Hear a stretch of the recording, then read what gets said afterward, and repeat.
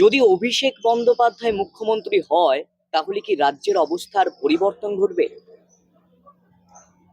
দেখুন,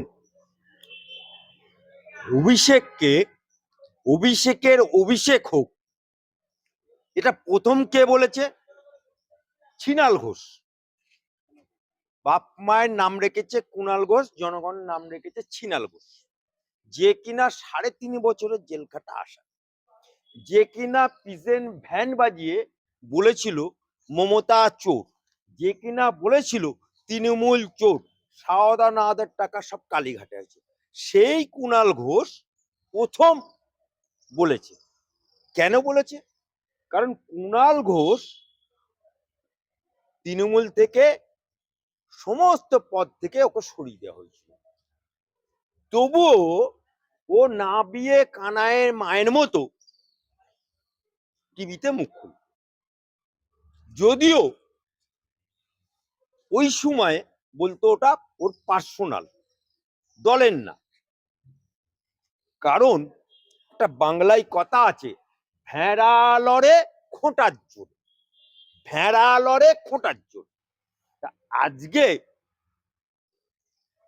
ওই খোঁটা অর্থাৎ অভিষেক ব্যানার্জি একটু তৃণমূলে বিস্তার লাভ করেছে। তা খোঁটা যদি শক্ত হয় তা ভেড়াও শক্ত হবে।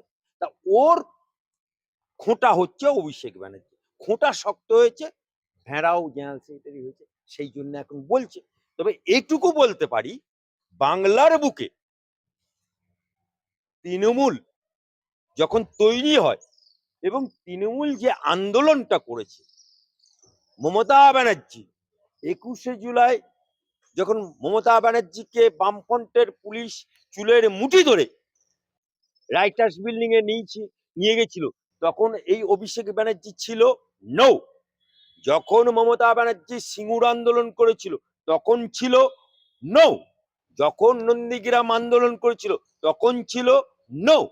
তাহলে অভিষেক ব্যানার্জি এলো কখন?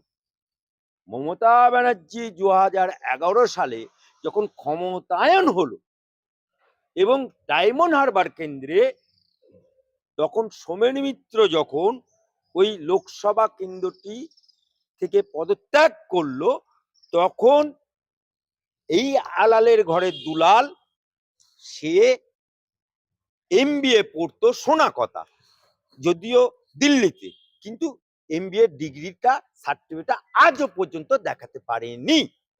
তাকে প্যারাশুটে করে তুলে নিয়ে আসা হলো, ল্যান্ড করলো, ডায়মন্ড হারবারে দাঁড়ালো, পিসিমণির দয় জিতে গেল। আরে জিতে দেখলো তো বিশাল মধুর হাড়ি। অভিষেক ব্যানার্জি মধু চাটতে শুরু করলো, চাটতে চাটতে চাটতে আজকে বাংলায় যত চোর দেখছেন সব অভিষেক ব্যানার্জি হচ্ছে মধু যেটা। সেই জন্যই ওদের একটা কাকু আছে না, আমার বসকে কেউ ছুতে পারবে না, আমার বসকে ছুতে পারবে না। তাহলে কাকু বলছে বসকে ছুতে পারবে না, কাকু কোথায়? জেলে, দুর্নীতির দায়। তাহলে একটা যে ভুয়ো ৭ লক্ষ ভোটে জেতা, সেই লোকটিকে চাইছে কে? জনগণ কিন্তু চাইনি, চাইছে কে? তৃণমূলের পা চাটারা চাইছে। আপনাকে একটা ছোট্ট উদাহরণ দিই। আজকে ভারতীয় জাতীয় কংগ্রেস, আপনি ইন্দিরা গান্ধী,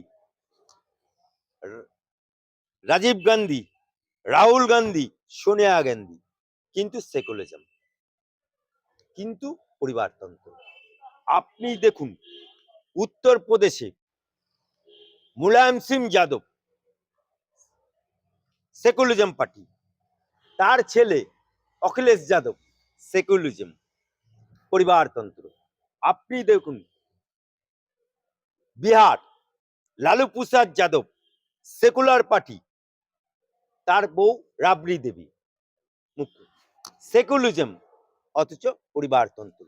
সেই গত কারণে আজকে মমতা ব্যানার্জির অবর্তমানে পরিবারতান্ত্রিক, ওপরে কিন্তু সেকুলার, ঢংটা মাথাচ্ছে সেকুলার, কিন্তু পরিবারতন্ত্র। তাই পরিবারতান্ত্রিক দলে তাদের ন্যাজে কাটবে না বগলে কাটবে না গোড়ায় কাটবে, সেটা ওদের।